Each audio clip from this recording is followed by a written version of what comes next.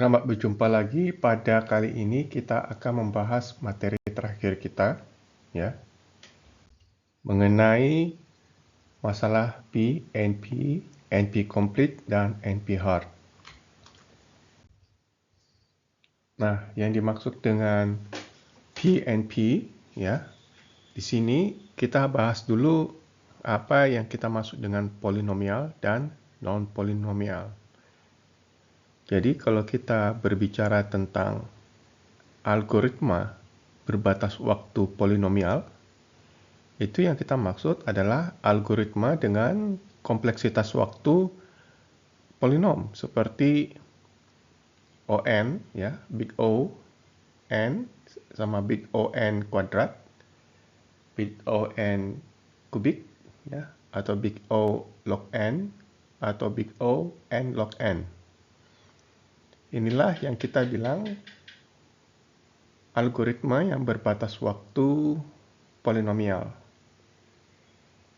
Kalau yang non-polinomial itu algoritma dengan kompleksitas waktu yang sudah sangat tinggi, ya, dan sifatnya eksponensial atau yang sifatnya faktorial atau yang sangat tinggi itu super eksponensial, ya.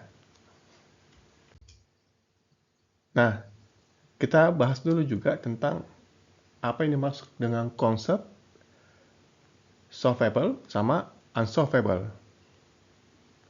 Jadi kalau yang kita maksud dengan solvable problem itu bila masalah tersebut bisa kita selesaikan, ya, melalui mesin Turing, atau ya, dengan kata lain bisa diselesaikan, ya, dengan suatu algoritma. Nah, di sini ada dua konsep, trackable sama intractable, ya. Yang kita maksud dengan trackable ketika masalah tersebut diselesaikan dengan batas waktu polinomial, ya, yang sebelumnya kita sudah singgung. Intractable itu jika ternyata di atas dari polinomial, ya, atau dengan kata lain batas waktu polinomial itu tidak dilampaui, artinya tidak bisa diselesaikan dalam batas waktu polinomial, ya, dilampaui gitu. Nah, kalau yang dimaksud dengan unsolvable problem itu masalah tersebut tidak bisa diselesaikan, ya, melalui mesin Turing, atau kita bilang algoritmanya tidak nemu solusi. Di sini ada contohnya, ya, yaitu halting problem. Nanti kalian bisa Google apa yang dimaksud dengan halting problem, ya. Ini sebenarnya tentang bagaimana kita bisa menduga sebuah algoritma itu macet di tengah jalan. Nah, kemudian kita lihat juga apa yang dimaksud dengan algoritma yang deterministik. Ini pernah saya singgung, ya, di dalam kelas. Sama algoritma yang non-deterministik. Jadi, kalau kita bilang deterministik itu langkah atau timingnya dapat kita tebak atau nyatakan secara persis. Jadi dalam proses tersebut, ya, dalam proses algoritma tersebut, dimanapun titik yang kita mau tahu, ya, dapat kita duga secara tepat, gitu. Sementara algoritma yang non-deterministik, ya, prosesnya itu di mana titiknya atau waktu yang kita mau tahu itu tidak bisa kita tebak, atau kita bisa ketahui secara persis. Kenapa? Karena dalam proses tersebut mungkin ya menggunakan sifat acak atau random, sehingga kita tidak bisa duga arah prosesnya dalam satu titik waktu itu yang mana. Nah, kemudian kita ada konsep opsi, ya, di mana pemilihan opsinya ini baik secara terstruktur ataupun tidak terstruktur atau secara acak. Ya, dalam konsep verifikasi itu ketika kita melakukan verifikasi dari opsi, konsep opsi tadi, apakah itu adalah solusi atau tidak. Jadi kita harus tahu konsep ini karena bisa saja tidak mampu kita verifikasi. Artinya kita tidak tahu ini merupakan solusi atau tidak, gitu. Kemudian kita lihat juga apa yang kita maksud dengan decision problem. Jadi decision problem itu adalah bagaimana hasil, ya, yang harus menjadi pilihan, ya. Artinya masalah tersebut punya solusi ada dua nih, ya atau tidak, atau terima atau ditolak, ya, bisa atau tidak bisa, salah atau benar, gitu. Nah, sekarang kita lihat dari konsep-konsep tadi, kita baru lihat apa yang kita maksud dengan P, NP, NP complete, sama NP hard.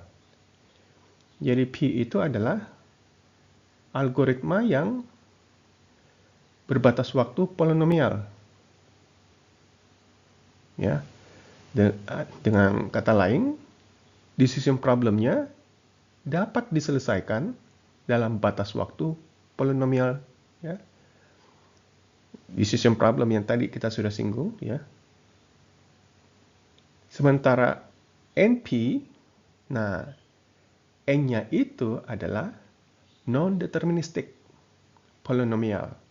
Nah, NP, non-deterministic polynomial, adalah di mana verifikasinya bisa diselesaikan dalam batas waktu polinomial. Ini verifikasinya, ya. Dan algoritmanya bersifat non-deterministic. Jadi tadi kita sudah lihat, ya, verifikasi. Jadi tidak semua bisa diverifikasi, ya. Di sini kita lihat verifikasi bisa dilakukan dalam batas waktu polinom. Tapi algoritmanya sendiri itu non-deterministic. Nggak bisa kita duga, nggak bisa kita tebak secara persis dalam satu waktu. Ya. Jadi dalam hal menemukan solusinya, ya, bisa saja bukan berbentuk batas waktu polinom, ya, bisa dalam bentuk eksponensial. Sementara kalau P, semuanya itu diselesaikan dalam batas waktu polinom. Ya. Nah, masalah P dan NP ini itu masuk dalam the biggest unsolved problem in computer science. Ya. Kalian bisa coba Google, ya, melihat materi ini, ya, tentang masalah terbesar dalam ilmu komputer, di mana berhadiah, ya, $1 juta.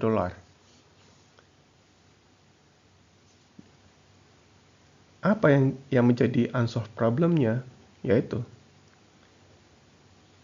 apakah suatu masalah yang verifikasinya cepat, ya, dapat juga berarti mendapatkan solusinya juga sama cepatnya. Jadi kita bisa menemukan solusi dan kita bisa memverifikasi itu solusi tersebut, ya. Jadi ini menjadi masalah yang dilombakan, ya, PNP. Ini kita skip saja. Nah, di sini kita ada buat diagram Venn di mana kita akan melihat posisi PNP, NP hard, dan NP complete. Jadi di sini kalau kita lihat bahwa masalah polinomial itu merupakan subset dari non-deterministic polinomial, ya. Sementara untuk NP hard, ya, itu beririsan dengan NP. Irisannya antara NP hard dengan NP itu disebut dengan NP complete. Nah, di sini ada bentuk lain lagi, ya, dari diagram Venn-nya yang kita kenal dengan quantum complexity theory. Ya.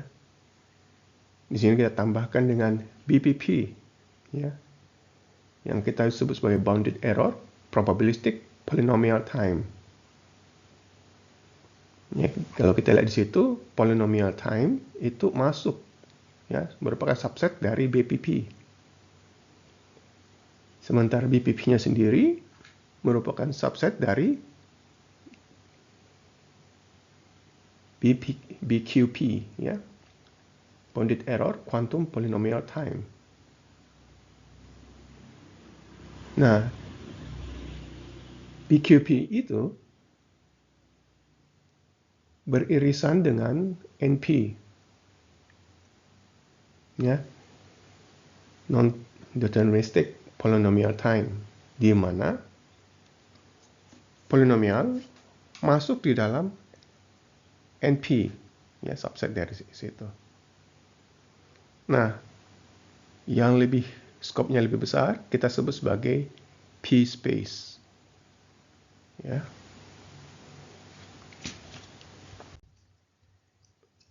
Nah, setelah kita lihat PNP, kita sekarang bahas tentang NP complete. Jadi kita nyatakan NP complete kalau kita ada istilah solve one, solve all. Yaitu suatu masalah, ya, kita nyatakan sebagai NP complete jika masalah tersebut, ya, merupakan masalah dari non-deterministic polynomial, ya, di mana verifikasinya kita bisa lakukan dalam batas waktu polinom, tetapi kita harus perhatikan juga, ya, bahwa penyelesaiannya itu belum tentu, ya, belum tentu kita bisa selesaikan dalam batas waktu polinom. Bisa saja eksponensial, ya, jadi diselesaikan dengan batas waktu, bisa saja juga eksponensial, ya. Tapi di sini kita mau lihat penyelesaiannya bukan hanya verifikasinya, ya, penyelesaiannya bisa kita laksanakan dengan batas waktu polinom. Sehingga masalah NP yang lain bisa direduksi, ya, ke dalam masalah yang kita sebut tadi, ya, masalah X tadi, ya, dalam batas waktu polinom.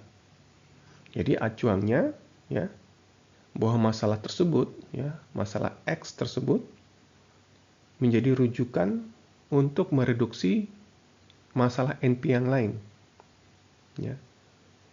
Ini contoh kita lihat ada permainan Sudoku ya, kalau kalian biasa main itu, di mana di sini kita berikan 3x3, kotak 3x3 dengan deretan angka 1 sampai 9 ya. Di sini kita disuruh membuat kombinasi angka yang bisa mendapatkan nilai di jumlah 15 dalam segala arah.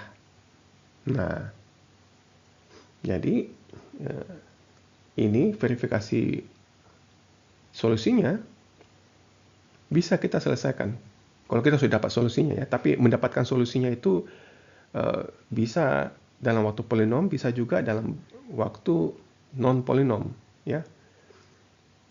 Di sini ya verifikasinya kita bisa tahu bahwa solusi yang kita dapat itu sudah betul atau tidak, karena kita tinggal menjumlahkan saja untuk melihat apakah itu sudah mencapai angka 15 atau bukan.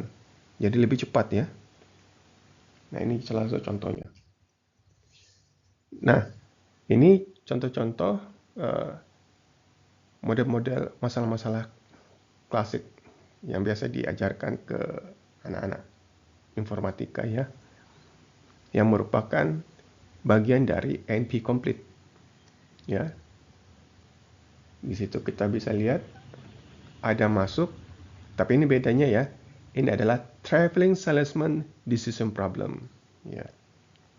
Kemudian kita ada lihat masalah Hamilton cycle. Kemudian ada kita juga lihat untuk kayak permainan game Minesweeper yang ada di Windows edisi lama, dan permainan Sudoku. Itu yang kita sebut sebagai model NP complete ya. Nah, yang kalau NP hard, dia merupakan NP complete, tetapi ya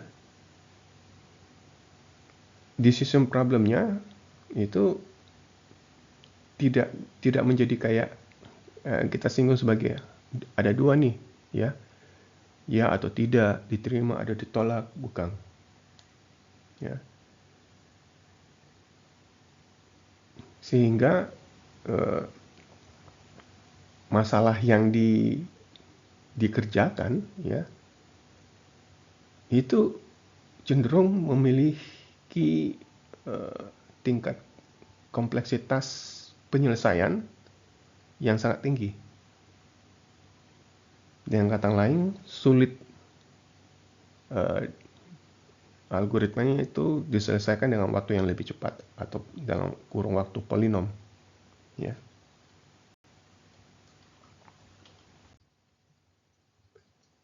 Jadi kita lihat di sini sekarang ya, merupakan kesimpulan dari apa yang kita telah pelajari ya selama satu semester ini. Jadi kita telah melihat sebelum UTS itu ya, kita sudah mempelajari bagaimana menghitung kompleksitas ya, di mana pengukuran efisiensi algoritma itu ada beberapa langkah ya, ada atau teknik untuk itu, seperti space and time complexity, asymptotic analysis, amortized analysis ya, sama recurrence. Recurrence itu ya sebelumnya saya pernah singgung ya, tentang menghitung algoritma yang menggunakan rekursif. Kemudian setelah itu kita melihat beberapa strategi penyelesaian algoritma ya, mulai dari model brute force, exhaustive search ya, atau greedy, divide and conquer, dynamic programming, branch and bound, backtracking ya, sampai prune and search. Kemudian kita juga baru saja melihat tentang teori kompleksitas P, NP, NP complete sama NP hard. Itulah yang kita pelajari dalam satu semester ini. Jadi, apa harapannya setelah kalian mempelajari mata kuliah ini, ya? Itu yang jadi pembeda. Kalian menjadi seorang sarjana informatika karena kalian punya ilmu. Jadi ketika kalian menyelesaikan suatu masalah dengan coding, sudah ada dalam pikiran kalian itu memikirkan apakah coding yang kalian buat itu apakah efisien, tidak boros memori, dan tidak boros CPU, prosesor. Itu yang harus kalian pikirkan. Karena kadang-kadang kita dibuat malas berpikir ketika kita bekerja di lingkungan yang sangat cepat, ya prosesor yang sangat cepat, sehingga kita malas berpikir. Karena kita tidak bisa melihat apakah coding kita efisien atau tidak, karena saking cepatnya prosesor memproses, sehingga kelihatan cepat, padahal sebenarnya tidak cepat. Ini sebagai contoh ya, saya kasih lihat dalam dunia nyata, di bidang AI, DeepSeek itu menjadi gempar karena kenapa? Karena DeepSeek itu bisa mengerjakan dengan kualitas yang hampir sama ya dengan AI keluaran Amerika, tetapi DeepSeek itu menggunakan hardware prosesor yang lebih rendah.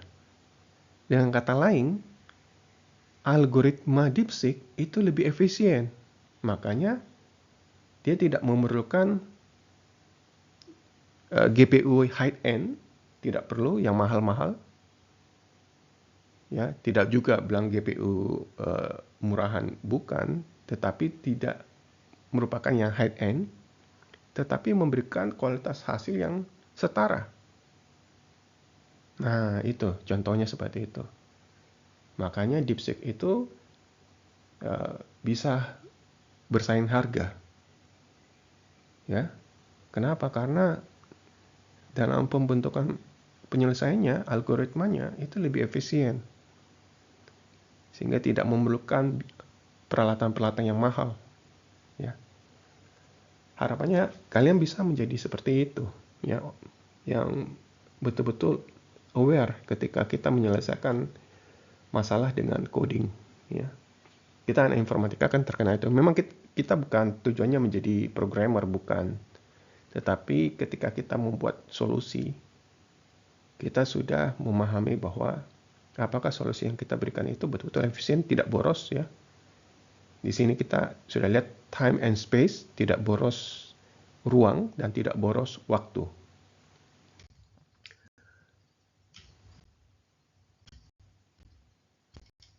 Oke. Sekian ya. Merupakan kuliah terakhir kita. Terima kasih sudah melihat, dan untuk persiapan UAS-nya nanti saya umumkan di grup WhatsApp.